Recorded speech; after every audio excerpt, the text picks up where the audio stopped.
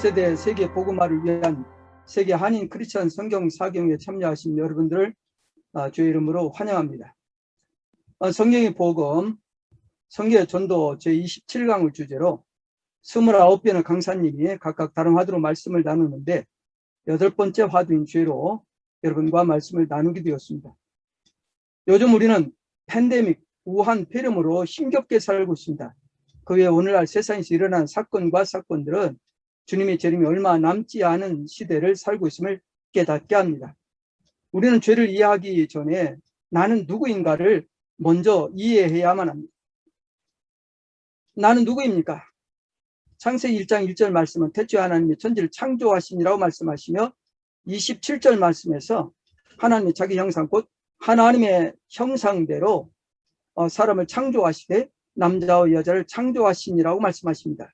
그리고 2장 7절 말씀에서 여호와 하나님이 땅에 흙으로 사람을 지으시고 생기를 그 코에 불어넣으시니 사람이 성령이 되니라고 말씀하십니다. 사람은 하나님의 피조물입니다. 세상의 다른 피조물과 차별화된 피조물입니다. 곧 영생의 존재로 창조하셨습니다. 하나님을 시작과 끝이 없는 영원하신 분이시라면 우리는 시작은 있으나 끝이 없는 영생의 존재라는 차이가 있을 뿐입니다. 태초에 인류의 조상과 맺으신 하나님의 연약이 있었습니다. 창세기 2장 16절 17절 상반절에 보면 여호와 하나님이 그 사람에게 명하여 이르시되 동산 각종 나무의 열매는 내가 임의로 먹되 선악을 알게 한 나무의 열매는 먹지 말라고 명령하셨습니다. 하나님의 언약은 상호 합의에 의해 결정되는 것이 아닙니다. 명령입니다. 이것은 하나님께서 창조하셨기 때문입니다. 따라서 17절 하반절은 내가 먹는 날에는 반드시 죽으리라고 경고하십니다. 사람이 죄를 범하였습니다. 인류의 조상은 하나님과 맺은 언약을 파기하여 하나님의 말씀에 불순종했습니다. 그것이 사람이 죄를 범하게 된 것이었습니다. 인류의 조상이 마귀의 거짓말에 속았기 때문입니다. 창세기 3장 6절 말씀은 여자가 그 나무를 건져 먹음직도 하고 보암직도 하고 지혜롭게 할 만큼 탐스럽기도 한 나무인지라 여자가 그 열매를 따먹고 자기와 함께 남편에게도 주매 그도 먹은지라고 말합니다. 야고보서 1장 15절 상반절에 보면 욕심이 잉태한 즉 죄를 낳고 호세아 6장 7절은 이스라엘 자손들을 그들은 아담처럼 언약을 어기고 거기에서 나를 반역하였느라고 말씀하십니다. 요한복음 8장 44절 말씀에서 예수님은 너희는 너희 아비 마귀에게서 났으니 너희 아비의 욕심대로 너희도 행하고자 하는 일하시며 그는 처음부터 살인한 자요 진리가 그 속에 없으므로 진리에 서지 못하고 거짓을 말할 때마다 저것을 말하나니 이는 그가 거짓말쟁이요 거짓의 아비가 되었음이라고 말씀하셨습니다. 죄란 무엇입니까? 마귀의 거짓말이 속아 하나님의 말씀에 불순종한 것이 죄입니다. 이것을 구체적으로 생각해 보려고 합니다. 한문은 표의 문자입니다. 하나하나의 글자가 언어의 음과 상관없이 일정한 뜻을 나타내는 문자의 표의 문자라고 합니다. 죄를 한문으로는 죄라고 쓰고 허물죄 또는 죄라고 읽습니다. 이 글자를 뜯어보면 아주 중요한 의미가 숨어 있습니다. 숫자 넷을 가리키는 넉사자 밑에 아니다라는 부정적인 의미를 나타내는 아니를 비자입니다. 네 가지 아닌 것이 죄다라는 의미로 해석을 가능하게 합니다. 여기서 아니다라는 의미를 가진 아니를 비자를 대신해서 아니를 부자로 바꾸면 죄는 네 가지 아닌 것이다라는 해석을 더 쉽게 이해할 수 있습니다. 곧 불법과 불의 그리고 불신과 불행이 그것입니다. 이 네 가지가 죄입니다. 국어사전에서는 네 가지를 이렇게 설명합니다. 불법, 사전에서의 법의 어긋남, 불의, 의리, 도의, 정의 따위 어긋남, 불신, 믿지 아니함 또는 믿지 못함, 불행, 이건 불행이란 말은 사전에 없습니다. 이것은 제가 임의로 만들어낸 신주어, 행하지 아니함이라는 의미입니다. 요한복음 3장 4절 말씀은 말씀에는 자 이게 자, PPT가 잘 안 보이는 건가요? 예. 3절 4절 말씀에는 죄를 짓는 자마다 불법을 행하나니 죄는 불법이라. 법법자는 삼수변에 갈것자로 구성되어 있습니다. 삼수는 성부와 성자와 성령 곧 삼위일체 하나님을 의미합니다. 갈 거는 가는 것을 말합니다. 법은 하나님께로 나아가는 것입니다. 그러므로 하나님 앞에 나아가지 않는 것은 불법이요 죄입니다. 요한일서 5장 17절 말씀은 모든 불의가 죄로 되라고 했습니다. 오를 의자는 새끼 양 고자 밑에 나자로 구성되었습니다. 어린 양은 예수 그리스도이십니다. 그 아래에 내가 엎드린 형국입니다. 의는 예수 그리스도 아래에 내가 엎드려 복종하는 것입니다. 그러므로 사람이 예수 그리스도께 굴복하지 않는 것은 불의의 죄입니다. 로마서 14장 23절 말씀에 의심하고 믿는 자는 먹는 자는 정죄되었나니라며 이는 믿음을 따라 하지 아니하였기 때문이라. 믿음으로 따라 하지 아니하는 것은 다 죄인이라고 했습니다. 믿음을 의미하는 한자는 신자입니다. 믿을 신자라고 부릅니다. 믿을 신자는 사람인변에 말씀 원자로 구성되었습니다. 말씀은 곧 로고스입니다. 요한복음 1장 1절 말씀은 예수 그리스도를 로고스로 증거합니다. 믿음이란 사람이 예수 그리스도를 모시는 것입니다. 따라서 예수 그리스도를 마음으로 믿어 순종하지 않는 것이 곧 불신의 죄입니다. 야고 4장 17절 말씀은 사람이 선을 행할 줄 알고도 행하지 아니하면 죄인이라고 했습니다. 이것은 곧 불행은 죄다입니다. 그럼 무엇이 불행입니까? 단일 행자는 두 개의 변으로 구성되었습니다. 한쪽 변은 자촉거릴 척자로 다리에 힘이 없어 가볍게 다리를 절며 걷다의 뜻입니다. 다른 쪽 변은 안감질 촉자로 한 발은 들고 한 발로만 뛰는 것을 말합니다. 결국 다리가 온전치 못한, 바로 걷지 못한 장애인이 서로 어깨동무를 하고 걷는 형국입니다. 사람이 서로 연합하지 않는 것이 바로 불행의 죄입니다. 죄를 정리합니다. 죄는 불법입니다. 하나님께 나아가지 않는 것이 죄입니다. 죄는 불의입니다. 하나님의 어린 양이신 예수 그리스도께 복종하지 않는 것입니다. 죄는 불신입니다. 예수 그리스도를 마음으로 믿어 순종하지 않는 것은 죄입니다. 죄는 불행입니다. 이웃들과 서로 연합하지 않는 것은 죄입니다. 죄의 결과는 어떻게 될까요? 야고보서 1장 15절 하반절은 죄가 장성한 즉 사망을 낳느니라고 말합니다. 로마서 6장 23절 죄의 삭은 사망이라고 말합니다. 사망이란 사람이 죽음을 의미합니다. 본래 사람은 죽음과는 상관없는 존재였습니다. 이는 하나님의 모양과 형상대로 창조하셨고 그 코에 생기를 불어넣어 생명이 되게 하셨기 때문입니다. 그런 사람이 죄를 범했습니다. 그래서 사람은 반드시 죽을 수밖에 없는 존재로 전락했습니다. 그것은 죄의 대가입니다. 그래서 죽음의 문제는 곧 죄의 문제입니다. 창세기 2장 17절 말씀에서 인류의 조상 아담이 하나님의 말씀에 각종 나무의 열매는 내가 임의로 먹되 선악을 알게 하는 나무의 열매는 먹지 말라 하시며 내가 먹는 날에는 반드시 죽으리라고 말씀하여 순종하지 못했기 때문에 내린 대가임을 밝힙니다. 민수기 15장 30절과 31절 말씀은 본토인이든지 타국이든지 고의로 무엇을 범하면 누구나 여호와를 비방하는 자니 그의 백성 중에서 끊어질 것이라며 그런 사람은 여호와의 말씀을 멸시하고 그의 명령을 파괴하였은즉 그의 죄악이 자기로 돌아가서 온전히 끊어지리라고 했습니다. 이것은 죄가 얼마나 엄청난 문제인지를 알게 합니다. 죄의 결과가 어떻게 됩니까?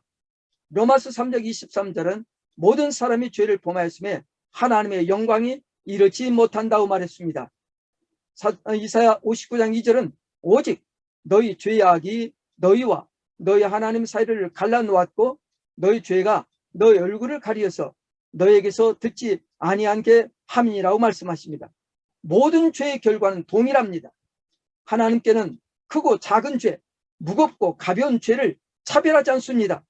도덕적으로 남들보다 착하게 살았는데 사람을 죽이거나 남의 것을 빼앗거나 도적질하지도 간음하지도 않았는데 다른 사람을 시기하거나 질투하며 또 분쟁을 일으키도 않았고 남에게 해를 끼치거나 사기치지도 않았다고 말합니다. 그저 어쩔 수 없는 상황에서 거짓말을 했을 뿐이고 성격이 급해 화를 냈거나 마음속으로만 다른 사람을 욕했을 뿐이라고 말합니다. 그래서 내가 죄인이냐? 라고 반문합니다. 모든 죄를 무조건 똑같다는 것은 불만스럽게 여겨집니다. 예, 사람들은 그렇게 생각할 수 있습니다. 그러나 하나님은 그것들을 따지지 않습니다. 행동으로 나타나는 죄나 머릿속으로만 생각한 죄까지도 동일한 죄로 여기십니다. 모두가 불법이요, 불의요, 불신이요, 불행이기 때문입니다. 따라서 그에 대한 죄의 결과는 모두 동일할 뿐입니다. 죄를 깨달아야만 합니다. 그래서 우리에게는 죄를 자각해야 합니다. 시편 38편 4절은 내 죄악이 내 머리에 넘쳐서 무거운 짐 같으니 내가 감당할 수 없나이다라고 고백합니다. 다윗은 자신의 죄에 매우 민감했습니다. 따라서 죄를 자각하게 될 때마다 참여를 중시하지 않고 하나님 앞에 엎드려 회개했습니다. 우리도 죄에 대하여 다윗처럼 민감해야 합니다. 그래서 그 죄를 자각해야 합니다. 자각하지 않으면 회개가 일어날 수 없기 때문입니다. 시편 40편 12절 말씀은 수많은 재앙이 나를 둘러싸고 나의 죄악이 나를 덮침으로 우러러 볼 수도 없으며 죄가 나의 머리털보다 많으므로 내가 낙심하였습니다라고 탄식합니다. 시편 51편 3절과 5절 말씀에 무릇 나는 내 죄거를 아오니 내 죄가 항상 내 앞에 있나이다라며 내가 죄악 중에서 출생하였으며 어머니가 죄 중에서 나를 잉태하였나이다라고 고백합니다. 이사야서 64장 6절 말씀에 무릇 우리는 다 부정한 자 같아서 우리의 의인은 다 더러운 옷 같으며 우리는 다 잎사귀같이 시들므로 우리의 죄악이 바람같이 우리를 몰아가나이다라고 고백합니다. 죄를 깨닫기 위해 몸입쳤던 기억이 있습니까? 죄를 깨닫는 것이 자신의 사활이 걸린 문제라고 생각을 해보셨습니까? 오늘 하나님 저 죄입니까? 라고 질문에 집중해 보셨습니까? 이렇게 죄를 자각하여 몸부림쳤던 경험들이 있어야만 합니다.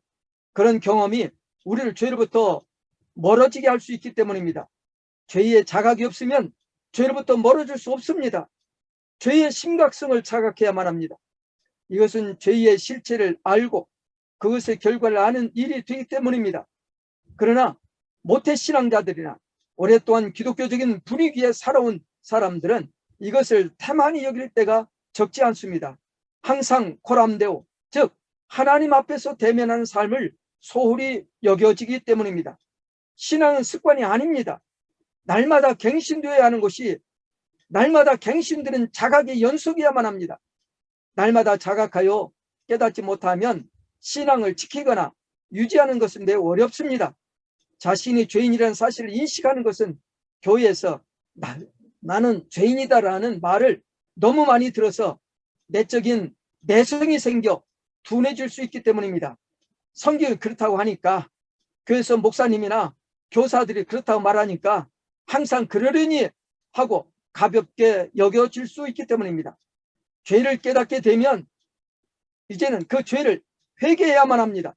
마태복음 3장 2절 말씀에 침례 요한은 회개하라 천국이 가까웠느냐고 외쳤습니다.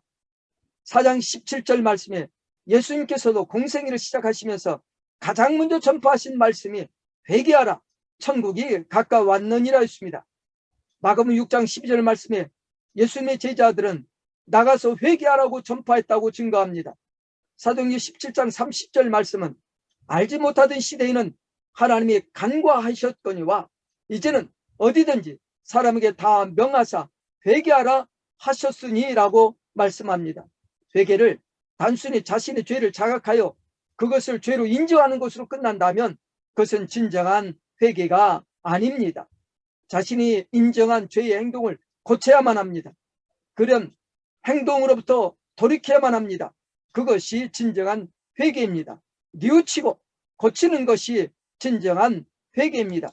왜 죄를 회개해야 합니까? 야고보서 1장 15절 말씀은 욕심이 잉태한 즉 죄를 낳고 죄가 장사한 즉 사망을 낳느니라고 말씀하십니다.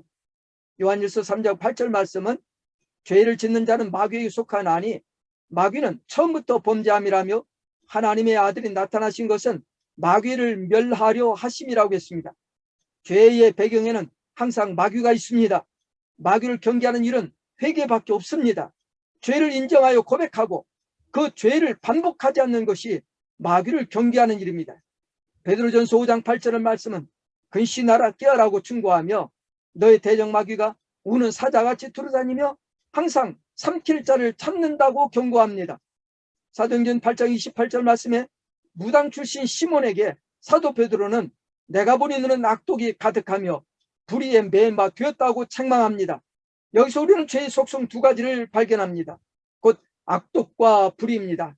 이것들은 언약을 어긴 것이 하나님에 대한 반역입니다. 또 하나님의 권위에 대한 도전입니다.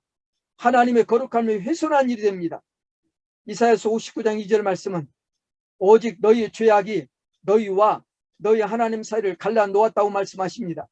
창세기 6장 5절과 6절은 여호와께서 사람의 죄악이 세상에 가득함과 그의 마음으로 생각하는 모든 계획이 항상 악할 뿐임을 보시고 땅의 사람 지으심을 한탄하셨다고 말씀합니다.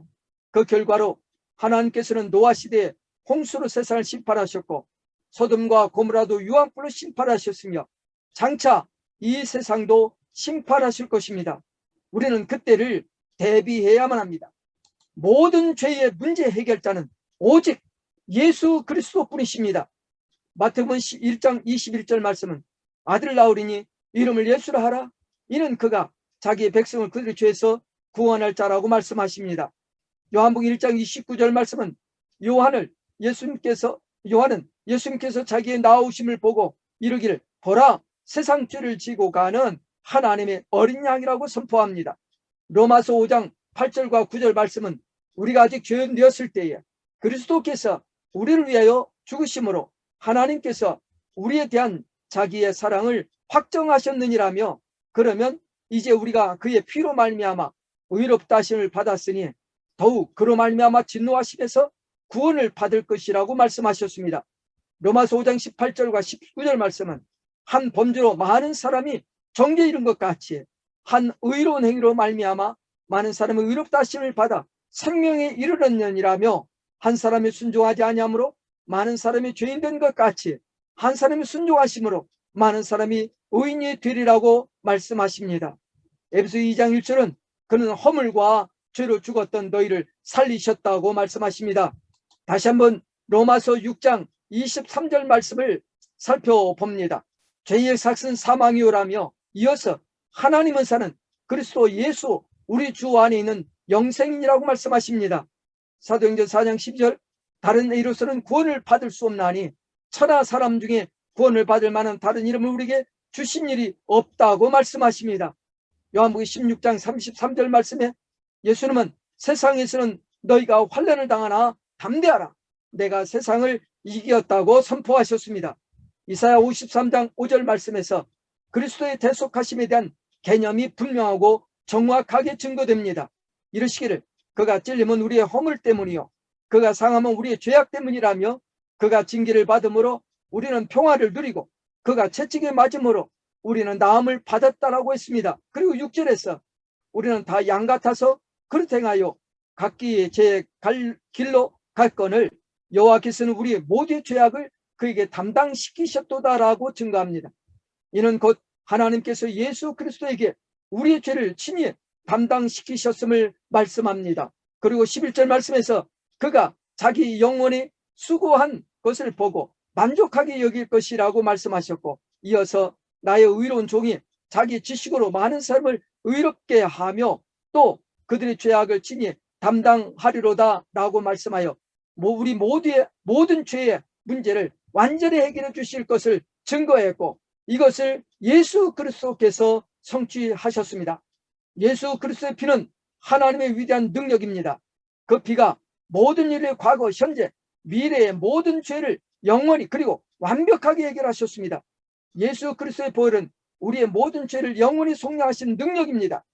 모든 영혼에서 완벽하게 단 한 번으로 완성하셨습니다. 물론 구원받은 자에게도 죄성은 여전히 남아 있습니다. 그렇지만 그것도 예수 그리스도의 보혈의 능력은 능히 극복하게 할 수 있습니다. 모두를 성화시켜 가는 능력이 되기 때문입니다. 마귀는 지금도 사람들이 스스로 죄인이 아니라고 온갖 거짓말로 속입니다. 마귀의 거짓말이 속지 않도록 주의해야만 합니다. 이를 위해 예수 그리스도 앞으로 나아가야만 합니다. 그가 우리를 마귀로부터 보호해 주실 수 있는 유일한 분이십니다. 예수 그리스도의 복음 안에서 참 자유를 누릴 수 있습니다. 그것이 육신적인 것, 물질적인 것을 훌쩍 뛰어넘게 하는 힘의 원천이 됩니다. 고린도후서 5장 27절 말씀에는 하나님이 죄를 알지도 못하신 이를 우리를 대신하여 죄를 삼으신 것은 우리로 하여금 그 안에서 하나님의 의가 되게 하려 하심이라고 했습니다. 예수님이 지신 십자가는 우리의 죄를 대신하는 진노의 형벌이었습니다. 그래서 우리는 죄를 사유하심을 받은 은혜를 누리게 되었습니다. 참으로 예수 그리스도께서 십자가에 못 박혀 매달려 흘리신 보혈은 우리 모두가 가지고 있는 죄의 문제를 완전하게 해결해 주셨습니다. 이런 깨달음이 우리의 가슴팍에 제대로 새겨져야만 합니다. 그러면 우리는 결코 딴 길로 갈 수 없습니다.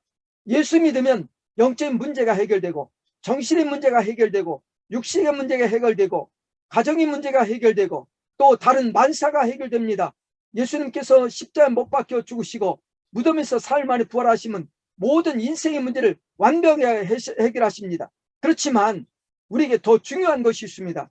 우리가 주 예수님께서 우리의 모든 문제, 곧 죄의 문제를 해결하셨다는 것을 믿는다면 더 이상은 자신을 위해 살지 않게 된다는 것입니다. 하나님의 말씀이 빠진 철학이나 심리학 또는 상담학 등은 사람을 살리지 못합니다. 오직 성경의 복음만이 사람들의 영혼을 살리고 육신까지도 살리는 능력입니다. 성경의 복음은 우리의 사활이 걸린 문제를 해결할 수 있습니다.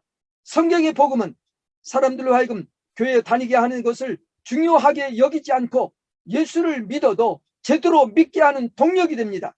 이를 위해 우리의 영적인 상태를 정확하게 진단하게 합니다.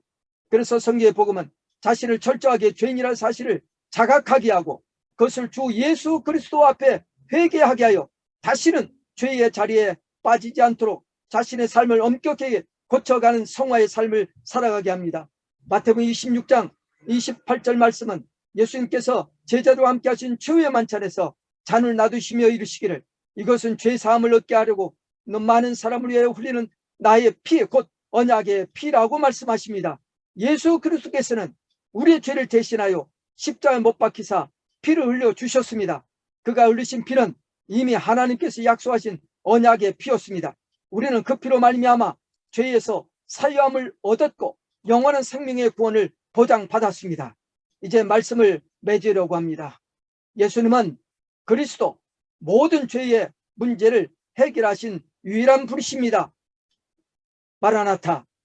이제 조용히 눈을 감고 제 말에 경청해 주시기 바랍니다. 혹시라도 여러분 가운데 아직까지도 예수는 나의 그리스도이심이 믿어지지 않으시는 분이 있습니까? 이제라도 예수님을 믿으실 수 있습니다. 교회는 여러분을 도우실 수 있는 분들이 있습니다. 그분들을 찾아가 도움을 요청하십시오. 저는 여러분 모두가 예수님을 사도 도마처럼 예수님은 나의 주님이시여 나의 하나님이십니라고 고백하실 수 있게 되기를 소망합니다. 그렇다면 이제 우리 각자에게 주어진 남은 삶에 사는 동안 우리 당대에 주 예수 그리스도께서 이 세상에 오실 것을 믿고 주 예수 그리스도의 복음을 땅끝까지 증거하는 일에 우리 몸들이기 위한 결단이 일어날 수 있을 것이라고 믿습니다. 이를 위해 우리 각자가 잠시 동안 결단하는 기도를 들으시기를 원합니다. 잠시 묵상하시겠습니다. 거룩하신 아버지여, 주는 그리스도시여 살아계신 하나님을 믿습니다. 죄의 모든 문제를 해결하신 주인 것을 믿습니다. 이 복음 우리 당대에 오실 주님을 맞이하기 위하여 땅끝까지 전하는 도구 되게 하옵소서. 주 예수 그리스도의 이름으로 간절히 기도드립니다. 아멘.